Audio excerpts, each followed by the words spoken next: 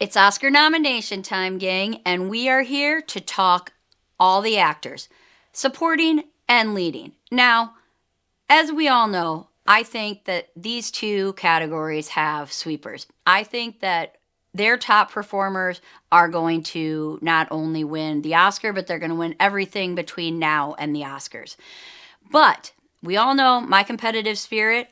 I want to pick the right 5 nominees. And these categories, just like the actress one that we did, are hard. And that's because of that stupid 4th and 5th place. Well, really, more that 5th place in this situation. And I don't know, it's been hard, but I think I got it. And, well, I want to know how you guys are thinking and what's going to happen come Thursday morning. So let's get right into it. And I'm going to start with supporting actor. So this is who are my top 8, which we all know I like to do 8 to kind of cover my bases. Not like it really matters because I'm still wrong then. But here's who I'm seeing with it. Obviously, number 1, who I've got winning and who is definitely 100% getting the nomination, Kieran Culkin for A Real Pain. I mean, he has won pretty much everything. Actually, he won all but one award, and that was the Gotham Award. Gotham is the one that combines supporting actor and actress and then lead actor and actress into performing categories. Clarence Macklin from Sing Sing beat him. And after that Gotham win, we hadn't heard about Clarence Macklin in, forever until all of a sudden, bam, what the heck, BAFTA? You put him in there. However, we must remember that BAFTA gets 6 nominees for director, supporting actor, actress, lead actor, actress. So with the Oscars, they only get 5.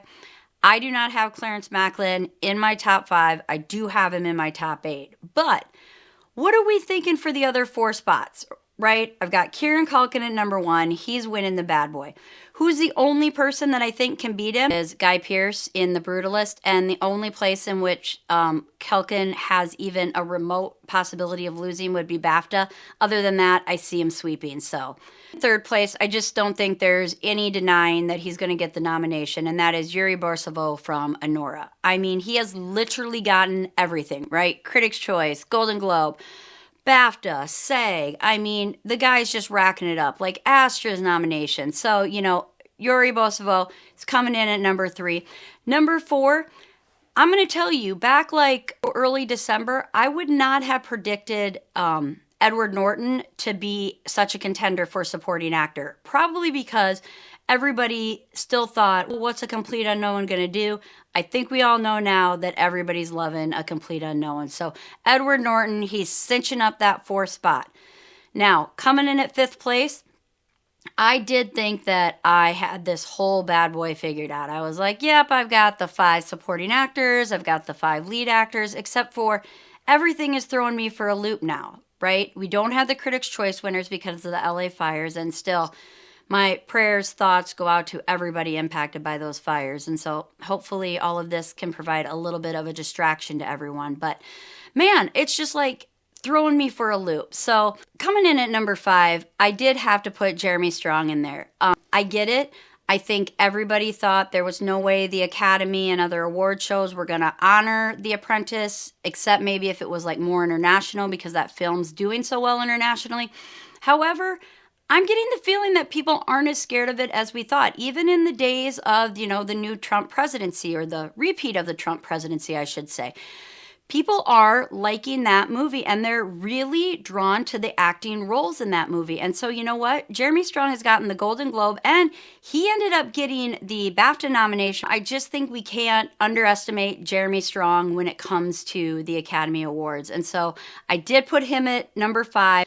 Now, this a little bit breaks my heart because for the longest time, I did the whole Glicked thing. I went and saw Wicked and Gladiator 2 on opening day, and I was entertained by Gladiator 2. I'm not going to say it was great, but then again, I never expected it to be great. I did, however, think that Denzel Washington was great in it. But also, Denzel is great in everything, and unfortunately, he gets thrown into that kind of, oh my gosh, I'm judged because I do everything so well that I'm held to this higher standard. Because he was good in that movie. He should be getting the Oscar nomination, and unfortunately, I don't think it's going to happen. Even though he's Denzel, I just think people are like, you know what, Denzel, been there, done that. You're a great actor, but let's get some different blood in there. And then rounding out the bottom of my list, at number 7, I have Clarence Macklin. Yes, I probably did say that Sing Sing was dead way too soon. I still think, though, when it comes to bigger awards, we aren't going to see much from it. So I get it. I think it's great. I mean, he won the Gotham. He got nominated for the Astros. He did get a Critics' Choice nomination, and he secured that BAFTA. I mean, let's be real. Clarence Macklin has now earned more BAFTAs than Denzel Washington has in his entire 45 years. So, you know, maybe I should have put Macklin above Washington, but no. I really think if anyone's going to end up kind of sneaking in that fifth spot, it's going to be Washington. The long shot, number 8, is Stanley Tucci. I mean, I don't think you can ignore the fact that Stanley Tucci is Stanley Tucci. I mean, people love him. Like I said, I mean, the guy makes a show about cooking and eating and everybody loves watching it. Plus, he is good in the movie. And I'm sorry, but, you know, he's definitely in it and has more dialogue than Isabella Rossellini, and everybody's loving on her role. So, you know what? I get it. He doesn't give some, 60-second real powerful speech, but he's good in Conclave. And again, he's Stanley Tucci. I think, unfortunately, there's just too many actors in this category, and especially with The Apprentice stepping back up into the realm, that Stanley Tucci doesn't have a chance, but didn't want to leave him off, so he is at my number 8. Let's move on to Best Actor in a Lead Role. Just like Best Actress in a Lead Role, I feel very confident, not cocky, that I'm locked in getting 4 out of 5 right. I mean, I think that everybody has these top 4, so we'll just throw the top 4 out there because, of course, I said this is a sweeping category. So I have Adrian Brody from The Brutalist winning. I mean, let's be real. He won the Golden Globe. He's up for everything. The only award thus far he has lost was the Astras, and that was to Timothée Chalamet from A Complete Unknown, who I've got coming in at number 2. Coming in at number 3 is Ralph Fiennes from Conclave. How do we deny Ralph Fiennes? I mean, let's be honest. He's a great actor. He's great in Conclave. As I keep saying, Conclave is a superb movie. I mean, I kind of went all in on BAFTA, and we'll see how that pans out here in a month. But, I mean, Ralph Fiennes, he deserves the nomination. I don't think anybody could ever say that he doesn't. I mean, and can we recall that he's also a previous Oscar nominee? 1994, actor in a supporting role for Schindler's List. 1997, for actor in a lead role for The English Patient, which my mother forced me to go to in a movie theater that was in, I think, December maybe, and the movie theater heater was broken and I still had to sit there for the whole movie. But I digress. Ralph Fiennes, fabulous actor, deserves the nomination.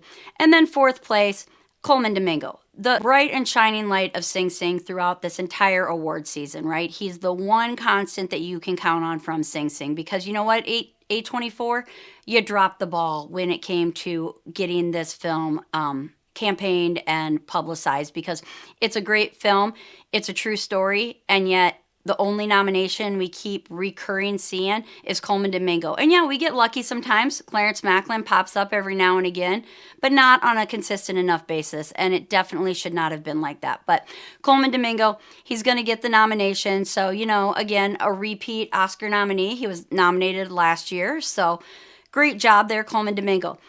The 5th place is where I struggle. I mean, I have gone back and forth, and up until about 2 hours ago, I had somebody completely different coming in at 5th. But I have now locked it down.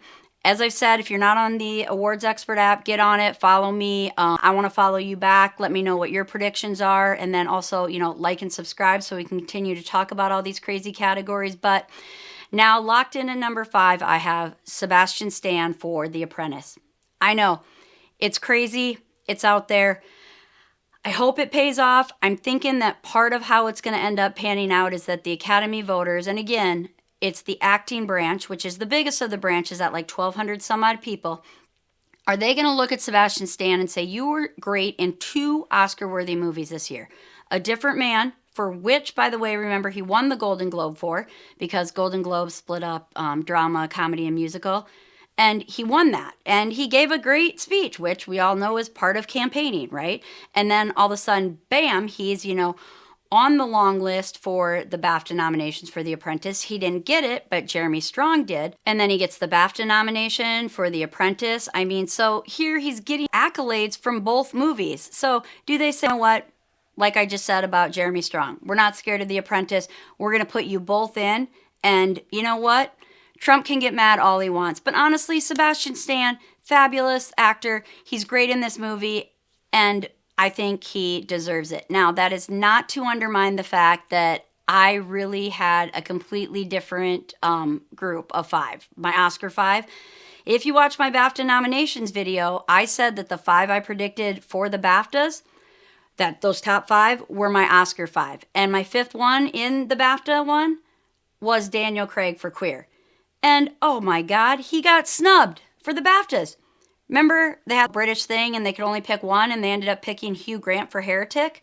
Yeah, I don't know what they were thinking there, but yep. So now at my 6th place, I have Daniel Craig for Queer, because I don't know, something about me thinks that still might be the Oscar 5, but I just cannot forget about what Sebastian Stan has done in this awards season. So I've got Daniel Craig at 6. I did put the other Brit, Hugh Grant, in at 8. And so then right in the middle there at number 7, right there in the middle, I have Jesse Eisenberg for A Real Pain. That one is also kind of a long shot. I just have to think maybe actors will somewhat be like, you know what, you're not my first place vote. And so in preferential voting, you're not my first place vote, but you might be my second or third. I don't see him getting in, but I just think people might put him like, 2 or 3 on their preferential ballot, just because, he directed it, he produced it, he starred in it. So we got to give him a little bit of credit there. And, he has gotten nominations throughout the award season. Just recently, the Golden Globes. But beyond that, it's more being recognized for what he did and his work on the screenplay. Because, yeah, that's right. He also wrote it. So Jesse Eisenberg, all around, great guy. But does he have enough in the acting thing to compete against these other lead actors? Absolutely not, especially if you compare his role in A Real Pain to Adrian Brody's in The Brutalist. There's my top 8 for Best Actor in a Lead Role. I don't know what's going to happen. We're going to find out real soon if my number 5 long shots in both supporting actor and lead actor are going to pay off, because Jeremy Strong for The Apprentice at number 5 for supporting actor, and Sebastian Stan for The Apprentice at number 5 for lead actor. I don't know. Maybe I'm wrong. Maybe the Academy hates The Apprentice and they both get snubbed. We're going to be talking about it, so make sure you do like and subscribe and hit the bell to get notified, because we're definitely having an Oscar reaction video that's going to include surprises, snubs, and everything in between. But in the meantime, let me know your predictions. Who do you have being nominated? Who do you have winning? Put it in comments. Let's start a conversation. All of the films, all of the categories through my Oscar-obsessed ADHD point of view. Thanks for joining, and until next time.